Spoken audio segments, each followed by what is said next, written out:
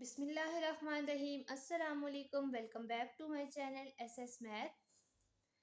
आज मैं class 9 mathematics की एक्सरसाइज 1.1 का क्वेश्चन नंबर 6 डिस्कस करूंगी। क्वेश्चन नंबर 1 to 5 ऑलरेडी मैं डिस्कस कर चुकी हूँ, जो आप प्लेलिस्ट से वॉच कर सकते हैं। क्वेश्चन नंबर 6 है, if matrix equal to this matrix, two matrix equal हैं।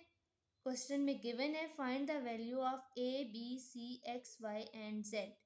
तो इसको हम सॉल्व करते हैं। गिवन था हमें कि ये दोनों मैट्रिक्स जो है ये आपस में क्या है, इक्वल हैं।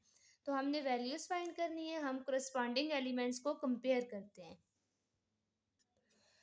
कंपेयरिंग करस्पॉन्डिंग एलिमेंट्स कैसे एलिमेंट्स होते हैं, जैसे इस मैट्रिक्स का फर्स्ट एलिमेंट इसके फर्स्ट एलिमेंट के इक्वल लेते हैं, सेकंड को सेकंड के इक्वल लेते हैं, थर्ड को थर्ड के इक्वल लेते हैं। इसी तरह जब हम नेक्स्ट रो में जाते हैं, फर्स्ट के इक्वल, सेकंड सेकंड के इक्वल, सेम इसी प्रोसेस से हम इसको सॉल्व करते हैं।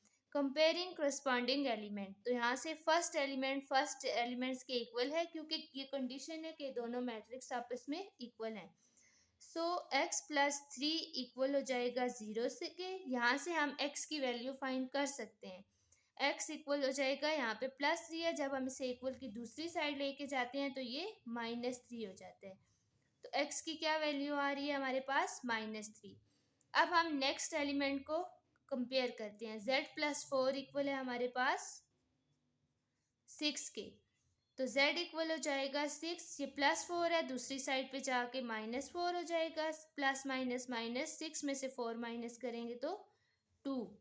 z की वैल्यू हमारे पास क्या आ रही है, 2। अब हम इन दोनों को कंपेयर करते हैं।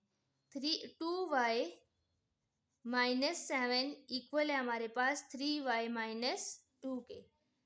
3y को इस साइड पे लेके आएंगे तो -3y हो जाएगा। -2 -7 को जब दूसरी साइड पे लेके जाएंगे +7 होगा। जब भी कोई नंबर कोई टर्म्स एक साइड से दूसरी साइड पे लेके जाते हैं तो उसका साइन चेंज हो जाता है।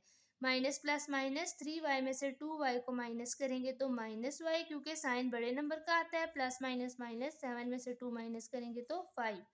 अब ये जो माइनस के वाई के साथ जो माइनस का साइन है ये 5 के साथ आएगा। यहाँ से हमारे पास y की जो वैल्यू आ रही है वो क्या है, -5। अब x की वैल्यू भी आ गई है, y की भी, z की भी। अब हमने a b और c की वैल्यू फाइंड करनी है। अब हम a -1 को इक्वल लेते हैं -3 के। a -1 इक्वल है 3 के। यहाँ से a इक्वल हो जाएगा 3, ये -1 दूसरी साइड जाके +1 हो जाएगा। a की वैल्यू आ जाएगी 3 + 1 = 4। अब हम b की वैल्यू फाइंड करते हैं, c की फाइंड करते हैं। 0 इक्वल टू, यहाँ से हमारे पास 0 इक्वल हो जाएगा 2c + 2 के। तो अब हम 2c को इस साइड पे ले आते हैं तो -2c हो जाएगा, इक्वल टू 2 को हम दोनों साइड पे डिवाइड कर लेते हैं, ये कैंसिल होके 1 आ जाएगा। यहाँ से c की वैल्यू आएगी, ये माइनस जो है ये 1 के साथ आ जाएगा। तो c की वैल्यू जो है हमारे पास वो क्या आ रही है, -1। अब हम b की वैल्यू फाइंड करते हैं। तो b -3 इक्वल है 2b + 4 के। b -3 इक्वल है हमारे पास 2b + 4 के। यहाँ से 2b को लेफ्ट साइड पे लेके आएंगे तो ये -2b हो जाएगा। 4 -3 को इस साइड लेके आएंगे तो +3 हो जाएगा। माइनस प्लस माइनस, 2b में से 1b को माइनस करेंगे तो -b। 4 + 3 7। यहाँ पे b के साथ कोई एलिमेंट नहीं है, जब कोई नंबर ना हो तो वहाँ पे 1 होता है। तो 2 में से हम 1 को माइनस करेंगे, 1 को लिखने की ज़रूरत नहीं होती। तो b की वैल्यू यहाँ से क्या आ गई, 7।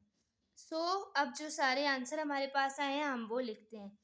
x की वैल्यू आई है हमारे पास -3, y इक्वल है -5, z इक्वल है हमारे पास 2, a इक्वल है हमारे पास 4, b इक्वल है हमारे पास -7 एंड c इक्वल है हमारे पास -1। ये जो b के साथ साइन है ये एंड पे जो है वो b की वैल्यू हो जाएगी -7, 7 के साथ आ जाएगा।